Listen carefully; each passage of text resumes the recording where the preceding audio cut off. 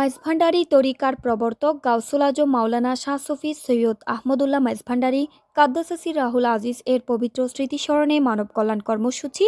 ২০শত জন্মবার্ষিকী ও ১২০তম ওরস শরীফ উপলক্ষে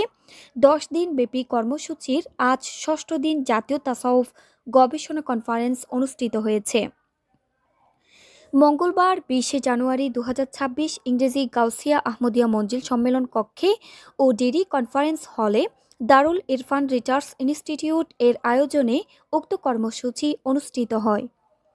এতে আওলাদে রাসূল সাজ্জাদ আনশিনের দরবারি গাউসুল আজম ও Darul Irfan research institute managing trustee Syed Irfanul Haq Maijbhandari মাদ্দাজিল্লুহুল আলী এর উদ্বোধনের মধ্য দিয়ে উক্ত অনুষ্ঠানে আমন্ত্রিত অতিথিবৃন্দের মধ্যে উপস্থিত ছিলেন চট্টগ্রাম বিশ্ববিদ্যালয়ের বাংলা বিভাগ জাতীয় তাসাউফ গবেষণা সম্মেলনের অধ্যাপক ডক্টর মোহাম্মদ শেখ সাদী, চট্টগ্রাম বিশ্ববিদ্যালয়ের ইসলামের ইতিহাস ও সংস্কৃতি বিভাগের অধ্যাপক ডক্টর এএসএম বোরহানুদ্দিন,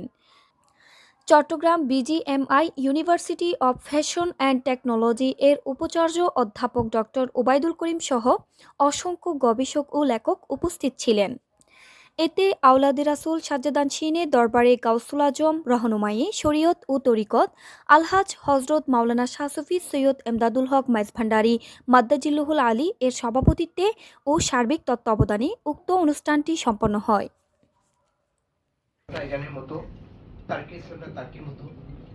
কাতারের ইসলামটা কাতারের মতো, বাংলাদেশের ইসলামটা বাংলাদেশের মতো, এই বিষয়গুলো ভাববার সুযোগ আছে মনে হয়। সেই জায়গা থেকে যে মাযহাব নিয়ে যে দ্বন্দ্বগুলো, যেমনটা আপনি চমৎকারভাবে কওমি থেকে এসে একটা আরেকটা সুফিসেন্ট মাইজভান্ডারীর যে প্রিন্সিপাল, সেটা মনে হয় চমৎকারভাবে কাজ করেছে আপনার লেখায়। আমি যদি ভুল না বুঝি, আপনি মনে সেটা বলার চেষ্টা করেছেন। সেই ক্ষেত্রে লোকালাইজ ইসলাম বোঝার জন্য এবং ইসলামের মাযহাব নিয়ে দ্বন্দ্ব